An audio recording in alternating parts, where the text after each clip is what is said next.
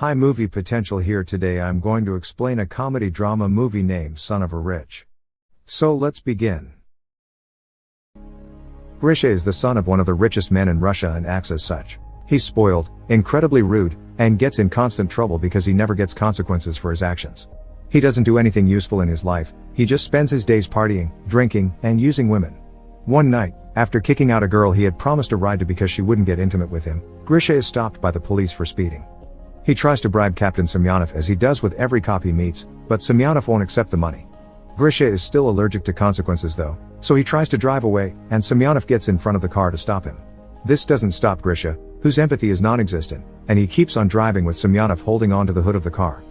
Moments later, Grisha's dad Pavel goes to the police station to pay the bail and release his son, who continues to be a spoiled brat asking to be served even while locked in a cell.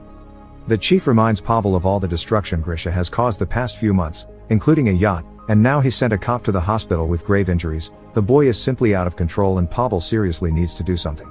After the bail gets paid, Pavel scolds Grisha for his behavior and threatens with cutting him off, but Grisha doesn't care because he knows his dad is all bark and no bite. Feeling incredibly stressed, Pavel visits his friend with benefits, TV producer Anastasia, to find some comfort in her presence. He doesn't know what to do with his son anymore, and he can't even send him to the army because he already got him out of being recruited in the past. Anastasia gets an idea then. She knows a guy that she used to work with on horror movies that could help.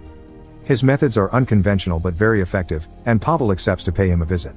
They find Lev Arnoldovich in his creepy house hanging from the ceiling with a rope around his neck, but it's all fake. This is what he does best, developing devices and special effects to trick the eye.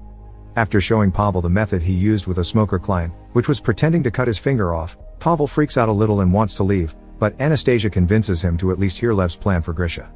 Many days later, Grisha is coming out of a club when he sees his car being towed, so he runs after the truck only to suddenly get shot and fall unconscious. He wakes up hours later to find himself in a stable, wearing strange clothes, and being told by stable boy Artyom that he needs to saddle the horses or their lord will get angry. Grisha doesn't understand what is going on, especially when foreman of the college comes to drag him out and kick him while yelling at him for not following orders. At that moment, the landowner Dmitry Timofeyev and his son Alexei Timofeyev show up and give Avdi a whip, which he uses once on Grisha for not following orders. Dmitry tells him to get the horse ready now or he'll get a worse punishment, but when Artyom takes him back to the stable, Grisha jumps through the window and runs away. He seems to be in a village in 1860s Russia, before the abolition of serfdom. As he runs, Grisha asks people for help, requesting a phone or even the police, but nobody knows what he's talking about. Eventually, he makes it to the estate borders and accidentally falls into a lake, so when he comes back to the village to get dry clothes, he's captured by Avdi and taken to be hanged for having run away. Luckily for him, Dmitry's daughter Aglaya shows up and asks her dad to have mercy on the prisoners because she's tired of all the killing. Seeing as it is her birthday, Dmitry agrees and Grisha is allowed to live. A bird is flying above them, taking it all in before leaving to enter a building near the edge of town. It's actually not a bird, it's a drone pretending to be one, because this whole deal isn't time traveling. It is Lev's plan to teach Grisha some discipline and Pavel's money allows for such an expensive production. Lev is in charge with the help of Anastasia, who uses her experience as a TV producer to keep the illusion going without any mistakes. There are cameras hidden everywhere in town, even in the trees, and there's always a sniper ready to shoot Grisha with a tranquilizer in case something goes wrong. After seeing the whipping of his son is real, Pavel is starting to wonder if he's done the right thing, but Lev convinces him this is for Grisha's own good. After seeing Lev and Anastasia argue, Pavel can't help to wonder what's the issue between them, and Lev explains that when Anastasia said they worked on a horror movie together she meant they used to be married. While Grisha spends some time alone in the stable coming to terms with the fact he's traveled in time, the actors are given the scripts for the next scene. The director reminds everyone of the rules: women shouldn't shave their legs, men shouldn't shave their faces, and things like bras, underwear, earrings, and rings are forbidden. Alexei picks his script up after saying hello to his girlfriend. Liza, who works, is in charge of the horses and not acting. He also makes fun of Aglaya for her contract. The writers want her to be Grisha's love interest, which means she'll have to sleep with him, and that has Alexei wondering where the line between actress ends and harlot begins. Grisha starts living through an awful routine in the village. He has to wake up before dawn, eat broth with only flies as meat, work with horses he's scared of, use the forest as his bathroom, wear pants without underwear, and get whipped every time he's disrespectful. One afternoon, Misha is taking a break from work when he suddenly hears Aglaya crying, who explains to him that she's sad because her father wants her to marry an old rich man. Instead of showing sympathy, Grisha thinks it's a great idea, because if the man is so old then he'll die soon and Aglaya will get all the money. Some days later, Grisha steals a chicken and asks Artyom to get him some tools to make a soup, which Grisha ends up eating it all on his own instead of sharing it with Artyom, who did most of the work. Whenever he discovers the chicken theft, he asks the culprit to confess or he'll whip someone at random. Once again, Grisha fails to show any sympathy for another human being and watches how Artyom is taken away for whipping without saying a word. Moments later, Artyom meets with Grisha and shows him the scars on his back, courtesy of the makeup department. Grisha continues not to care, and while explaining Artyom why, he sees Liza jumping off a horse and notices that she's wearing modern underwear when her skirt accidentally gets stuck. This could mean something for his situation, so he runs after her and throws her on the ground to try and see her panties again. But luckily other villagers intervene and get him off her so she can run away. Seeing as Grisha isn't making any progress, Pavel wants to shut down the whole operation, but their discussion is interrupted by some big news. Grisha is looking for Liza to apologize. The villager actors at first ignore him, since he isn't supposed to even know Liza, but Lev thinks this a great opportunity to get some progress done and orders the actors to tell him where she lives. Grisha apologizes to Liza, who has brought a wood stick with a nail just in case, and Liza accepts the apology but promises to still be wary of him for a while. Some days later, it's time to celebrate Ivan Kupala, a traditional holiday considered to be the most magical night of the year. Legends say that whoever you spend the night celebrating with will spend their whole lives with you. At the party, Grisha teaches the musicians how to play the lambada and gets the villagers to form a conga line, which Aglaya jumps into to tell Grisha that the prospect of an arranged marriage is too much for her to handle, so she'll walk into the lake tonight. Instead of following her to stop her though, Grisha finds Liza and begins telling her stories about the technology of the future after she takes pity on him and his loneliness and tells him she believes him when he says he's a time traveler. Their chat is interrupted by Artyom, who after several failed attempts to distract Grisha from Liz, mentions Aglaya has been seen near the lake. Grisha finally puts two and two together and rushes to the lake to save her and take her back to the village. However, when she comes on to him, he turns her down and goes searching for Liza instead. She isn't at the party, so he goes to her house, where all stagehands hurry to hide before she opens the door. Grisha wants to spend the night in Liza's company to see if the legend will come true for them, but Liza isn't interested and closes the door on his face. The next day, Lev decides Liza will be Grisha's new love interest, so she becomes another actress on set. She doesn't like Grisha very much and won't accept to kiss or sleep with him, but she does want to help make him a better person, even if Alexei isn't very happy with seeing his girlfriend get involved like this. The production begins a new plot in the story. Alexei is found drunk downtown, having caused a lot of trouble and getting the sheriff hurt, thinking it was his right because he's a noble. Instead of feeling disgusted by the entitlement though, Grisha gets jealous because he thinks Alexei had a very fun night out. His attitude changes however, when Dmitry wants him to take his son's place and get the punishment instead of him. At first, Grisha doesn't want to do it, but Dmitry offers him his freedom and good food in exchange, so he accepts. This time he remembers to share the food with Artyom. Meanwhile, Anastasia and Lev start to get along again, and Pavel worries that they may get back together, but Lev finds this idea laughable because Anastasia obviously loves Pavel. This is shocking news for him since he's always thought their thing was only carnal, and now he has some serious thinking to do. Grisha is whipped 24 times, but Pavel can't bring himself to watch it on the screen, so he leaves the room. Anastasia follows him and comforts him by proving how well Lev's plans work. It was his finger-cutting trick that helped her quit smoking. After the punishment is over, Grisha goes to the landowner's house to ask for the papers that would grant him his freedom.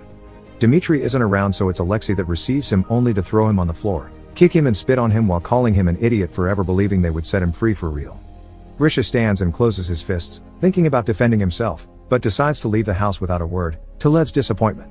From then on, Grisha continues to work as a stable boy, but he also starts spending more time with Liza and falling in love with her. One afternoon, while they are taking a walk together, they see a bird flying in a very weird pattern. It's a drone that has lost control.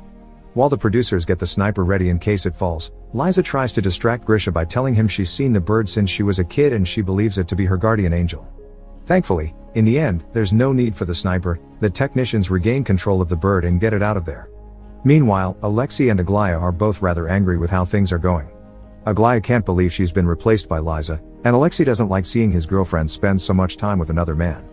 The two of them end up making love inside a carriage and are accidentally found by Grisha and Liza, who were passing by. Liza is extremely hurt by having her boyfriend cheating on her, and Grisha thinks he's seen two siblings getting dirty with each other. Because of this, Lev fires Aglaya and Alexei. Liza's mood isn't very good since then, so to cheer her up, Grisha decorates the stable with candles and makes a special diner for her, which they eat together while sharing a fork. Afterward, they go stargazing, and Grisha admits that if he was free, he would marry Liza. Remembering how he was tricked by the promise of his papers, he confesses he did want to punch Alexei and he didn't because when he looked at him, he saw himself. Touched by how much he's grown, Liza kisses him. Meanwhile, in the real world, Aglaya is on a famous talk show, telling the world about how Grisha has been kidnapped and now is getting tortured for fun. The police appear on the news announcing an investigation, and when Pavel sees this, he panics and wants to shut it all down before they arrive. Lev, however, tells him it's too soon and that they still have time to plan a final heroic act for Grisha to pull off. Seeing as Grisha is dumb and doesn't catch on any anachronisms going on, they decide to send a group of Mongols to invade the village. Grisha is spending time with Liza when she suddenly tells him that if for some reason they get separated, she wants him to know that for her, everything has been real. Artyom arrives then and tells them to quickly come back to the village because the Mongols have attacked. Believing the story with no issues, Grisha thinks that they should go the other way to avoid danger, so Artyom uses an excuse Lev feeds him through his hidden microphone. The Mongols will burn the village if every worker isn't there. In the village, the Mongols have been given a huge food offering, but their leader also wants a woman, so he chooses one from the crowd. Her father immediately jumps in to defend her, and since Mongols respect bravery, they allow him to duel one of their soldiers for her freedom. The father loses and gets decapitated, but since he paid with his blood, this is enough to buy his daughter's freedom. So the next woman the leader chooses is Liza, but no matter how much she cries out for Grisha's help, he gets scared and goes away. Seeing the plan didn't work, Pavel is ready to shut it all down, especially since the police are on his way, but Lev wants to wait a little longer because he believes in him. When Grisha sees the bird drone fly above him, he takes it as a sign from Liza's guardian angel and decides to do the right thing. He gets on a horse and, after grabbing Liza's old stick, he rides back and hits the Mongols on the head before getting Liza on the horse with him and riding away. Right after they leave, the police arrive on set. Since Grisha isn't around, it's easy for Pavel, Anastasia, and Lev to lie to them and simply tell them they're filming a movie, which the officers believe, leaving without arresting anyone. Meanwhile, Grisha and Liza ride past the estate limits and find a gas station, which greatly confuses Grisha. Liza is about to explain everything to him, but that's the moment the sniper chooses to strike and knock Grisha out. He wakes later in the hospital, where Pavel tells him he's been 3 months in a coma after a car accident and pretends not to know what Grisha is talking about when he asks about the village and Liza. Grisha tries to go back to his old partying life, but it doesn't feel right anymore, and even gifts his car to Captain Semyonov to compensate for what he did to him. One evening, while in a club, Grisha finds Alexei and Aglaya and tries to ask them about Liza, but they pretend not to know him.